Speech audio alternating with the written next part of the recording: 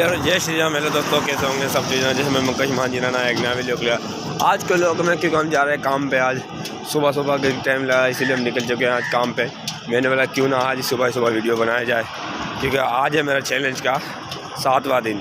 जैसे मेरा कल हो जाएंगे मेरा चैलेंज पूरा 8 दिन, इसलिए मैं आज वीडियो बना रहा हूँ कि सुबह सुबह निकल जा रहे हैं। हम जा रहे हैं काम पर। आज सुबह का 8 बजे का टाइम हो रहा है। ये मेरे पीछे देख सकते हो, रोड पर अभी सन्नाटे लगे पड़े हैं। ये देखो मेरे पीछे देख सकते हो भाई साहब, बिल्कुल सन्नाटे लगे पड़े हैं। ऐसे हम सुबह सुबह निकल चुके हैं काम पे, क्योंकि आज ये मेरा वीडियो बनाने का मकसद ये है कि मेरा 7वां दिन चैलेंज का है। इसलिए गाइस फिर मिलेंगे अपन एक छोटे से नए व्लॉग में। ऐसे ही मेरे चैनल को सब्सक्राइब करें, लाइक करें, शेयर करें। ऐसे ही भाइयों की सपोर्ट रही तो मैं ऐसे ही अगले साल जैसे नए साल होगा ऐसे मैं नया चैलेंज करूँगा पूरे 1 महीने का। फिर तो मैं दिखाऊँगा अच्छी से अच्छी जगह है, ठीक है।